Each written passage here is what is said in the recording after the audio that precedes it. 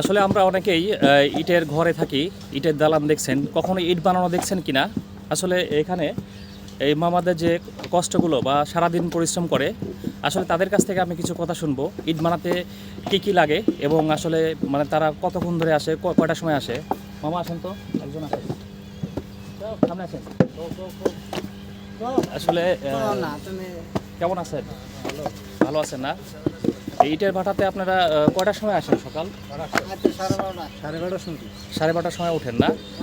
ও, 12:30 সময় ইটের ভাটাতে আসে, এই সারাদিন পরিশ্রম করার পরে চলে যায়, ঠিক আছে। আর এই ইটের দালানে শুয়ে শুয়ে আপনারা কখনো কি ভাবেন যে তাদের কষ্টগুলো, তাদের পরিশ্রমের মাধ্যমে এই ইটগুলো তৈরি হয়েছে? এখানে কিন্তু হাজার হাজার শত শত ইট দেখতে পাচ্ছেন। এখানে লক্ষ লক্ষ ইট আছে। এই ইটগুলো দিয়ে আপনারা বাড়ি তৈরি করেন। দিন শেষে কি এই ইটের কারিগরদের ভুলে যান আপনারা?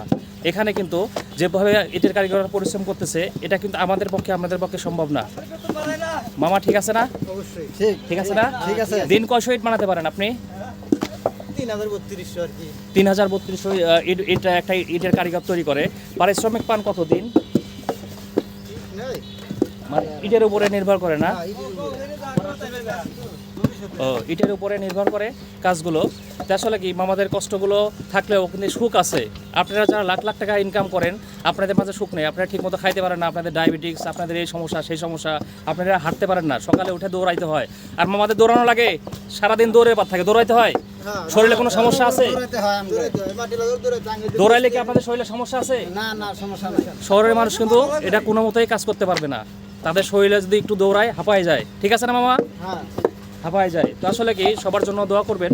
আসলে ইট যে কেমনে তৈরি হয় দেখতে পাচ্ছেন, এখানে এখানে কিন্তু ইট তৈরি হচ্ছে এবং মাটি থেকে ইট তৈরি হচ্ছে। ইটের এখানে চারিদিকে দেখতে পাচ্ছেন ইটের কারখানাগুলো। তো সবাই ভালো থাকবেন। ইট বানানো দেখলেন, সবার জন্য দোয়া করবেন।